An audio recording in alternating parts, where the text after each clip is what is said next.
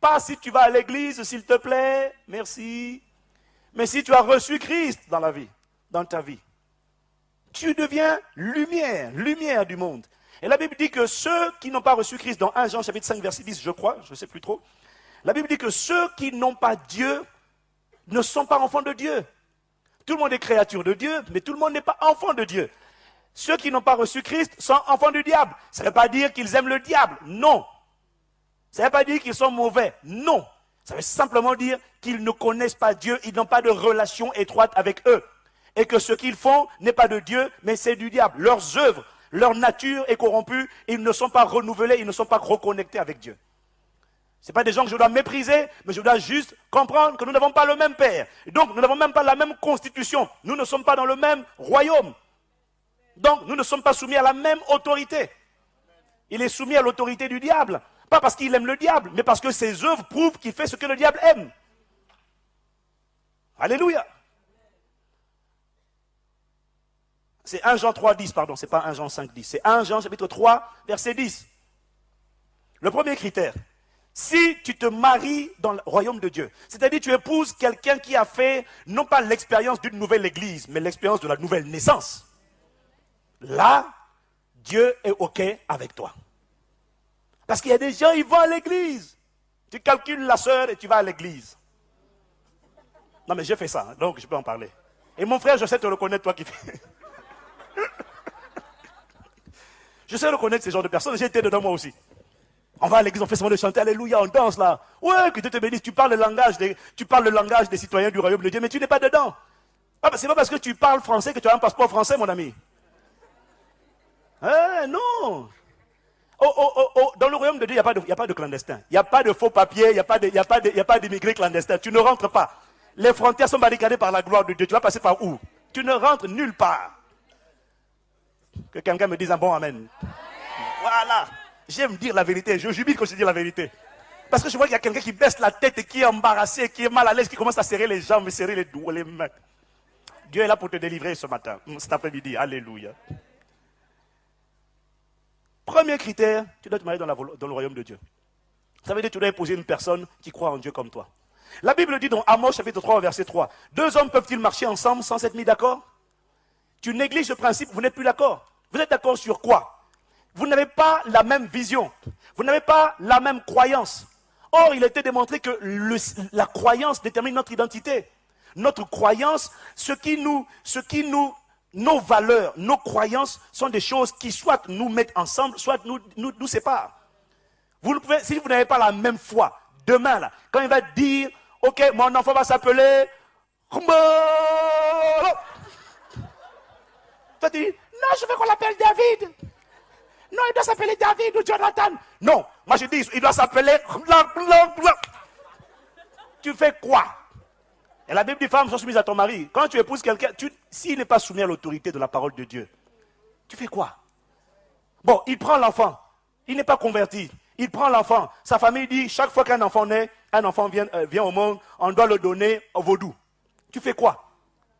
Est-ce que tu vas venir les problèmes? Vous n'avez pas les mêmes valeurs. Vous n'avez pas la même vision. Vous n'êtes pas soumis à la même autorité. Vous n'êtes pas dans le même royaume. Donc vous n'obéissez pas aux mêmes lois. Et quand Dieu dit, marie-toi dans le royaume, c'est parce qu'il veut te protéger. Il veut s'assurer que vous serez déjà à un premier niveau de moins d'accord. Deux personnes peuvent-elles marcher ensemble sans s'être mis d'accord? C'est pas possible. Que quelqu'un dise, c'est pas possible. Et en plus, la Bible dit, honore ton père et ta mère. Je suis obligé d'honorer les parents de ma mère. De ma femme, pardon. Sa mère, je dois l'honorer. Si son père était vivant, je dois aussi l'honorer. Donc, si tu épouses quelqu'un qui n'est pas converti, tu vas honorer son papa, le diable. Tu auras le beau-père. Et quand il vient s'installer dans le salon et qu'il impose les mains à tous les enfants, tu ne peux pas dire non, ne touche pas mes enfants. Tu es ton beau-papa, tu vas faire comment? Ton beau-père, tu ne peux pas le chasser de la maison. Si tu épouses un enfant du diable, Satan va être ton beau-père, c'est clair.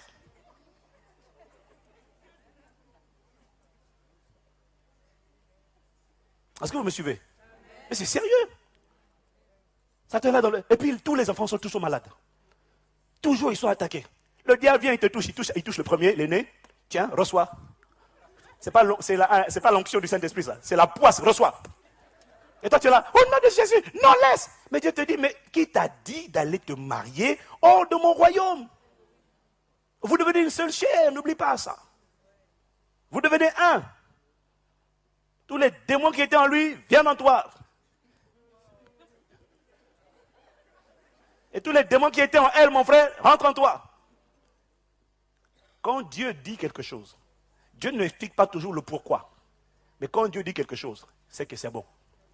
Quand Dieu dit tu ne voleras pas, quand Dieu dit tu ne haïras pas ton frère, vous pensez que Dieu dit tu ne haïras pas ton frère, tu aimeras le Seigneur ton Dieu. Vous pensez que Dieu dit tu m'aimes, faut aimer Dieu, faut m'aimer parce que tu crois que Dieu a un problème d'estime personnelle? À partir d'aujourd'hui, je ne t'aime plus, je vais te bouder, tu ne m'as pas exaucé, moi aussi je ne prie plus. Mais est-ce que tu crois que quand Dieu dit de prier là, tu crois que c'est pour lui? Lui, il est au ciel, il est dans l'éternité. Mais Dieu, mais franchement, il y a des croyants, ils ont une mentalité terrible. Ils ne comprennent pas. Je boude, je ne prie pas. Mais franchement, il a dit, même quand tu ne pries pas là, même les pierres vont louer. Les fleuves battent des mains. Est-ce que tu penses que toi tu es indispensable pour Dieu? Non. Jette une pierre à la verticale, une grosse pierre, et ne bouge pas. Jette-la vers le ciel, vers Dieu. J'en ai marre de toi. Bouge pas, ne bouge pas. Ne bouge pas. Si elle est lourde, alors là, tu vas dans ce dessin animé où on enterre les autres. Bouf.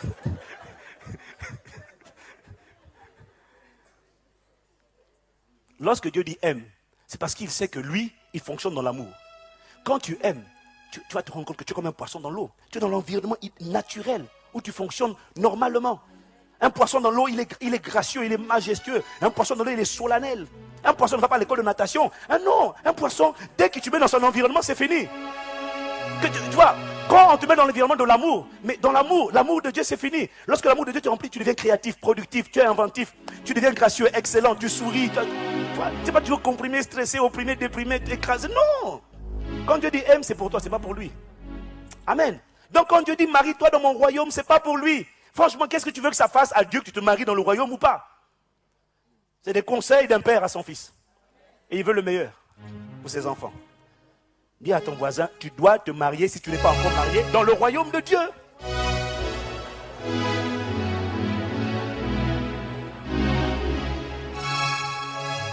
Bon, je sais qu'il y a quelqu'un qui ne sourit pas à côté de toi. Mais bénis l'Éternel pour lui et prie dans le fond de ton cœur, dis Seigneur, touche-le. Le deuxième critère de la volonté de Dieu, le deuxième critère, on le retrouve dans 1 Corinthiens chapitre 6 verset 18 et 1 Thessaloniciens 4 verset 2 à 5. Le deuxième critère, c'est la sanctification. Oh Jésus de Nazareth. Sanctification, je sais, un mot démodé, un mot impopulaire, un mot banni de la bouche des prédicateurs, puisque beaucoup sont noyés, eux aussi ils plongent dedans. Donc, et puis un mot qui fait peur aux pasteurs, parce que si tu parles de ça, ils vont quitter l'église, ils vont plus donner les dîmes et les offrandes. Je le dirai. Sanctification, 1 Thessaloniciens chapitre 4 verset 5. Vous savez en effet quel précepte nous vous avons donné de la part du Seigneur Jésus. Ce que Dieu veut, c'est votre sanctification. C'est que, alors là maintenant il explique pour quelqu'un qui fait semblant de n'avoir pas compris. C'est que vous vous absteniez de l'impudicité, d'autres traductions disent de la fornication, et pour ceux qui ne décodent toujours pas, c'est des relations sexuelles hors mariage. Merci. C'est que chacun de vous sache posséder son corps dans la sainteté et l'honnêteté, sans vous livrer à une convoitise passionnée comme font les païens qui ne connaissent pas Dieu. 1 Corinthiens 6, verset 18. C'est pourquoi fuyez l'impudicité. La version de Semeur dit fuyez les unions illégitimes. Tous les autres péchés qu'un homme puisse commettre n'impliquent pas intégralement son corps. Mais celui qui se livre à la fornication, c'est-à-dire au rapport sexuel hors mariage, pêche contre son propre corps. Tu te détruis toi-même. Ça, c'est non négociable. La Bible dit que tu ne t'appartiens pas. Ton corps est le temple du Saint-Esprit. C'est-à-dire ton corps est la propriété de Dieu. Mon corps ne m'appartient pas. Je ne peux pas en faire ce que je veux, le trimballer où je vais, parce que la Bible dit que Christ vit en moi. Donc quand je trimballe mon corps n'importe où, je suis en train de trimballer Christ n'importe où. Est-ce que tu te rends compte de ça? Est-ce que tu réalises? Ton corps ne t'appartient pas. Il a été racheté à un grand prix. Son sang a coulé pour que ton corps soit délivré de la malédiction. Voilà pourquoi en lui ton corps peut de nouveau être guéri, même lorsque tu es malade. Ah.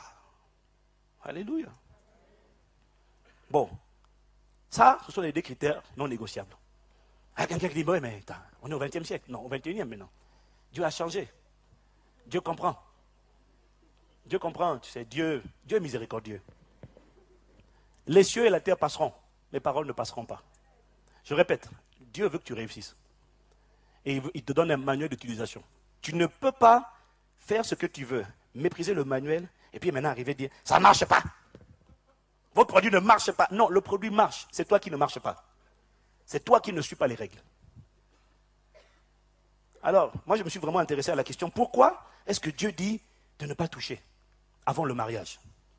Pourquoi est-ce que Dieu interdit les relations sexuelles hors mariage? Avant de vous répondre à cette question, je vais d'abord vous dire une chose. Un, parce qu'il faut libérer les gens de certains préjugés religieux qui ne sont pas du tout bibliques. Numéro un, le rapport sexuel n'a rien de sale. Parce qu'il y a des chrétiens, ils sont coincés. Dès que tu dis rapport sexuel, oh,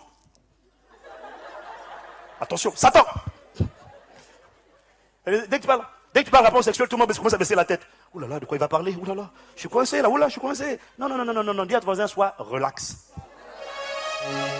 Sois détendu, dis-lui détendu. Ce n'a rien de mauvais. Si c'est Dieu qui a créé ça, c'est que c'est bon. À condition que ce soit fait dans le respect des principes et des lois de Dieu. Amen. Deuxième cliché qu'il faut enlever, c'est que le rapport sexuel n'est pas que pour procréer. Ça, c'est des préjugés religieux. Non, nous avons des rapports seulement lorsque nous décidons de faire un enfant. Non, non, non, non, non. Ça n'a aucun fondement biblique. La Bible dit ne vous privez point l'un de l'autre, sauf si c'est pour vaquer à la prière. Ne vous privez pas l'un de l'autre. Ça vous regarde. Ce n'est pas la peine de venir faire des rapports à l'église. Ça vous regarde. Quand vous êtes marié. Alléluia. Pourquoi est-ce que Dieu a interdit le rapport sexuel? En fait, dans le rapport sexuel, il y a une réalité spirituelle que vous êtes en train d'accomplir. Je m'explique. Lorsque tu te fais baptiser, mon frère, ma soeur, il y a une réalité spirituelle qui a lieu. Le baptême en tant que tel, le fait de rentrer dans l'eau, c'est juste un symbole. C'est juste un acte physique qui cache une réalité spirituelle profonde. Est-ce que c'est vrai? Lorsque tu pries, il y a une réalité spirituelle. Le fait de prier, physiquement, il n'y a rien. Mais par la prière, il y a une réalité spirituelle qui est en train de se... Il y a une fusion entre le ciel et la terre lorsque je prie. Le ciel et la terre se mettent en harmonie. Lorsque je prie. Lorsque je fais une offrande, il y a une réalité spirituelle qui est en train de se passer. Je fais une offrande, je donne de l'argent, mais qu'est-ce qui se passe? Au ciel, quelque chose se passe. Dans le spirituel, quelque chose est en train de se passer. Un compte est en train d'être crédité. Un compte à mon nom est en train d'être crédité. Lorsque je vole, un compte à mon nom est en train d'être débité. Certains sont à découvert, mais ce n'est pas l'objet. C'est pas l'objet. Certains ils sont dans le rouge et quand ils sont dans la galère, Seigneur, aide-moi. Dieu dit ton compte est à découvert. Seigneur Jésus. Et de la même manière, lorsque j'accepte Jésus dans ma vie, pendant que je fais la prière du salut, ici sur terre, il y a une réalité qui est en train de se passer. Quelque part, il y a un livre qui est ouvert dans le monde spirituel. Et puis mon nom est en train d'être inscrit dans le registre des naissances. Il y a une réalité. Donc par l'acte sexuel, il y a également une réalité spirituelle. Quelle est cette réalité? Comprendre ça, pour le comprendre, regardez. Il faut repartir dans l'Ancien Testament d'abord pour comprendre le temple de Jérusalem. Le temple que Moïse a construit, le tabernacle de Moïse, est pareil pour le temple que Salomon a fait construire après David, son père, avait 3 parties. Que quelqu'un dise 3 parties. Il y avait le parvis, il y avait le lieu saint, et puis il y avait le lieu très saint. Amen. Et la Bible nous enseigne dans l'Ancien Testament, dans le livre d'Exode notamment, que la gloire de Dieu, la présence splendide de Dieu, la Shekinah de Dieu, habitait, résidait dans le lieu très saint. Et quand quelqu'un rentrait dans le lieu très saint, à cause de la gloire de Dieu, il tombait en extase. Il était tellement émerveillé que tout de suite, c'est comme s'il rentrait en transe. Ah, Dieu est là. Alléluia. La Bible nous dit qu'il y avait uniquement le souverain sacrificateur. Une seule personne, le souverain sacrificateur. Celui qui avait reçu de Dieu le droit de franchir le voile. Parce que le lieu saint et le lieu très saint étaient séparés par un voile. Et seul le souverain sacrificateur pouvait traverser le voile et entrer dans le saint des saints. Si quelqu'un n'était pas lié à Dieu, si quelqu'un n'était pas lié par cette alliance, Si ce n'était pas le souverain sacrificateur, il tombait raide mort. Parce que Dieu ne plaisantait pas. Et la Bible dit que lorsque Jésus a expiré, le voile en question s'est déchiré par le milieu. Ça voulait dire que tous les croyants qui croiraient en Jésus-Christ, eux aussi, pouvaient désormais franchir le voile et entrer dans la présence de Dieu et expérimenter la gloire de Dieu, caractérisée par l'extase de sa présence. Alléluia. Et la Bible nous dit enfin que le sang de Jésus a été versé pour sceller cette alliance. Parce que lorsqu'il n'y a pas le sang, il n'y a pas de pardon des péchés. Et lorsqu'il n'y a pas le sang, il n'y a pas d'alliance. Est-ce que quelqu'un peut dire amen? Ce qui prouve la consommation d'une alliance, c'est lorsque le sang est échangé. C'est pour ça que lorsqu'un homme couche avec un homme, il n'y a pas de sang parce qu'il n'y a pas de voile. Il n'y a pas de sang, ce n'est pas un mariage. Même si demain on dit mariage, ce n'est pas un mariage. Un mariage, ce n'est pas des paroles, des échanges de vœux. Un mariage, c'est le sang qui coule. Il y a un contrat qui est fait. Pas un contrat, une alliance. Est-ce que vous me suivez? Donc ils ont beau inventer ce qu'ils veulent. Voilà, on va faire le mariage. C'est une abomination, ça n'a rien de biblique. Ils appellent ça mariage, Dieu dit c'est une foutaise. Oui, je suis vulgaire exprès. Il faut dénoncer certaines choses. Amen. Or, la Bible nous dit dans Hébreux chapitre 10 au verset 1 que tout ce qui est écrit dans l'Ancien Testament n'est qu'une figure, une représentation, une ombre des choses à venir. Ce n'était qu'une photo, une image, une ombre, une représentation. Ce n'était pas l'extrême réalité. Le temple de Jérusalem dans lequel la gloire de Dieu habitait, la Bible nous dit que c'était juste une représentation du temple à venir. Et 1 Corinthiens chapitre 6 au verset 19 nous dit que le véritable temple de Dieu, en réalité, c'est le corps de l'homme. Alléluia. L'Église est son corps, et moi, à titre individuel également, je suis son corps. Est-ce qu'on est d'accord avec ça? Maintenant, qu'est-ce que nous découvrons? C'est que, comme je suis le corps, vous devez comprendre que Dieu a créé le corps de la femme, puisque la Bible compare la relation entre Dieu, Christ et l'Église à la relation entre l'homme et la femme. Amen. Dieu a créé le corps de la femme comme étant son temple, le corps même physique, spirituellement. C'est vrai que l'esprit est le temple, mais physiquement, Dieu a créé le corps de la femme avec un lieu, avec un parvis extérieur, un lieu saint et un lieu très saint. Et le lieu saint, le lieu très saint de la femme, Dieu l'a protégé par un voile de naissance qui s'appelle hymen. Et le but de l'hymen dans la pensée de Dieu, c'est de réserver l'accès au Saint des Saints uniquement aux prêtres, au souverain sacrificateur, à celui qui est le chef, celui qui est lié à cette personne par une alliance. De la même manière que dans l'Ancien Testament, seul le souverain sacrificateur, parce qu'il était dans l'alliance, pouvait entrer. De la même manière, dans la pensée de Dieu, seul celui qui est lié à Dieu par la nouvelle alliance peut rentrer, peut franchir, au risque d'être un profanateur et d'être frappé par Dieu. Est-ce que vous me suivez? Et la Bible nous dit que l'homme est le chef, ou encore la tête, le sacrificateur, dans d'autres traductions, de son foyer. C'est lui qui représente Christ dans la maison. Donc, lui seul a le droit de franchir le Saint des Saints. Et que se passe-t-il? Lorsqu'il franchit le Saint des Saints, il expérimente l'extase, une transe. C'est vrai ou c'est pas vrai? C'est vrai ou c'est pas vrai? Qu'est-ce que Dieu essaie de nous dire dedans?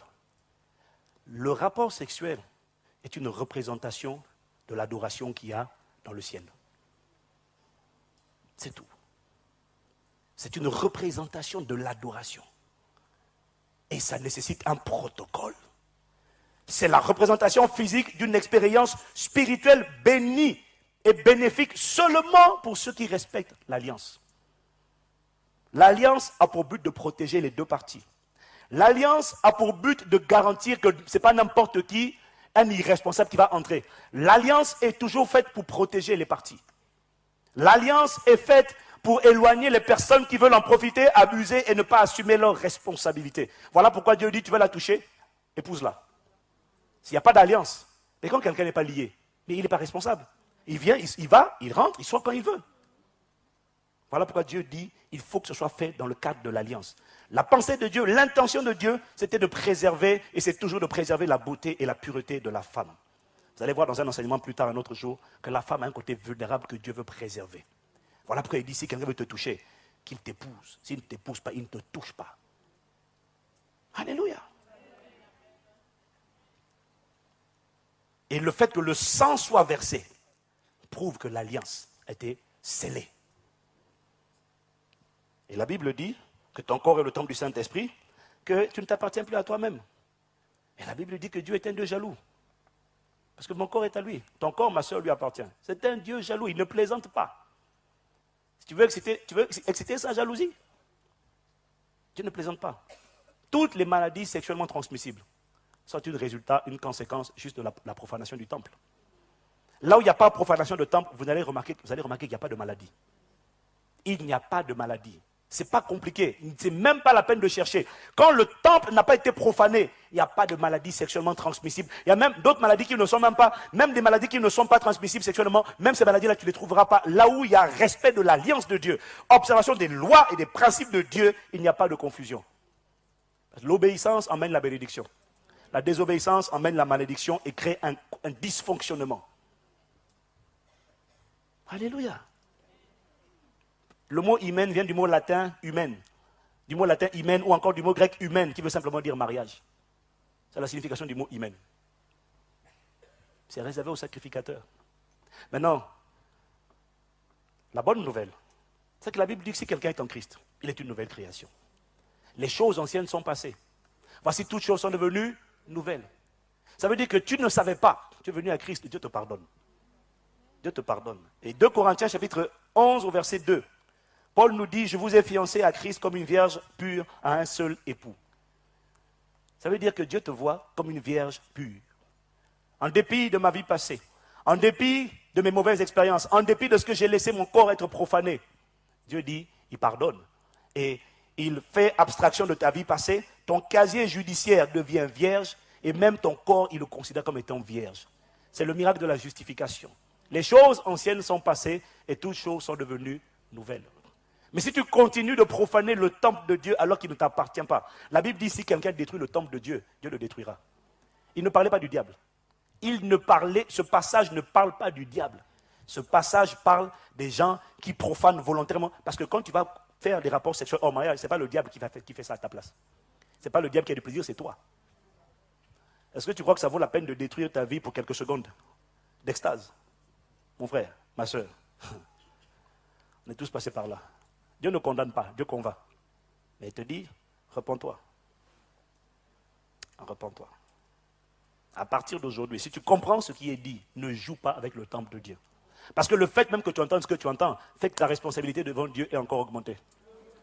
Tu sors de là, tu vas faire ce que tu faisais avant, mon frère, ma soeur. Il y a des gens qui... Non, on ne plaisante pas, on ne se moque pas de Dieu. Ce qu'un homme aura semé, il le récoltera. On ne se moque pas de Dieu. Tu ne t'appartiens pas. Il a payé un trop grand prix pour ça. Tu t'amuses comme ça. Il exige la sainteté. Il a dit, vous serez saints car je suis saint. Et il t'explique pourquoi. La plupart du temps, Dieu n'explique pas pourquoi. Il dit simplement, tu ne voleras pas, c'est tout. Il sait le pourquoi, mais il ne te dit pas. Parce que lorsque tu aimes, tu fais confiance. Mais lorsque tu es un calculateur, un négociateur, un manipulateur, tu fais juste, pourquoi moi, pourquoi? Mon frère, tu veux te détruire, ce n'est pas la volonté de Dieu. Si quelqu'un détruit le temple de Dieu, Dieu le détruira. Lorsque tu commences à prendre ton corps et à l'emmener n'importe où, Dieu va te combattre. Ce n'est pas le diable, c'est Dieu qui va te combattre. Et tu verras apparaître toutes sortes de maladies, de calamités, de catastrophes. Et non seulement tu verras apparaître ça, mais je vais te dire, je vais même aller plus loin. Je vais m'amener plus loin. Dès lors que tu sais ce qu'il ne faut pas faire, et que tu le fais quand même. Regarde l'histoire de David avec Bathsheba. Qui, franchement, aimerait avoir des enfants demain? Qui lève la main. Ok. Qui aimerait avoir des enfants qui s'entretuent les uns avec les autres? Qui aimerait avoir des enfants dont certains violent leur propre sœur? Qui aimerait avoir des enfants qui sont tellement rebelles qu'ils sont prêts à tuer leur propre père? Qui? Personne. Il faut être sorcier pour faire ça. Personne n'a envie. Personne. Mais rappelez-vous, dans la vie, il y a des choses, on ne choisit pas de réussir ou d'échouer. On choisit d'obéir ou de ne pas obéir. Et l'obéissance ou la désobéissance fait tout le reste du travail à notre place. Qui aimerait avoir des enfants qui pratiquent l'inceste? Regardez David. Un péché avec Bathsheba. L'adultère avec Bathsheba. Relation sexuelle hors mariage avec Bathsheba. Regardez les dégâts qu'il a causés. Il a fait entrer un esprit d'iniquité, un esprit d'immoralité, qui ne sait pas, qui chez Salomon s'est manifesté par une propension, par une... comment on peut appeler ça? Comment peut-on avoir 700 femmes et 300 concubines? Non, franchement, 700 femmes, 300 concubines. Oui, non, on peut aimer Dieu. Il aimait Dieu. Mais 700 femmes, 300 concubines, qui d'ailleurs ont fini par l'éloigner de Dieu. Est-ce que vous croyez que David était content en tant que père de voir son fils être autant adonné? David avait quelques femmes, pas plus de dizaines. Son fils Salomon, il l'a multiplié par 70. 700 femmes et 300 concubines. Chez un autre fils, cet esprit d'immoralité a plusieurs... C'est comme, vous savez, c'est comme les virus qui mutent. C'est-à-dire, un coup ici, c'est perversion, obsession sexuelle. Un autre coup, chez un de ses fils, qui s'appelait Amnon, c'est l'inceste. Le gars, il tombe amoureux de sa propre sœur, Tamar, et il viole sa sœur, ensuite il la hait. Et son frère aîné, Absalom, voit ça, il tue maintenant Amnon. Waouh! Chaque péché devant Dieu appelle un jugement. Dieu t'aime, Dieu pardonne, mais tu vas récolter. Et ce n'est pas la peine de dire, je ne comprends pas, pourquoi tu ne m'aimes pas, tu m'as abandonné, tu m'as laissé. Dieu a envie de te dire hypocrite. Non, tu es hypocrite, tu es malhonnête. Mon frère, la vie ne s'arrête pas aujourd'hui.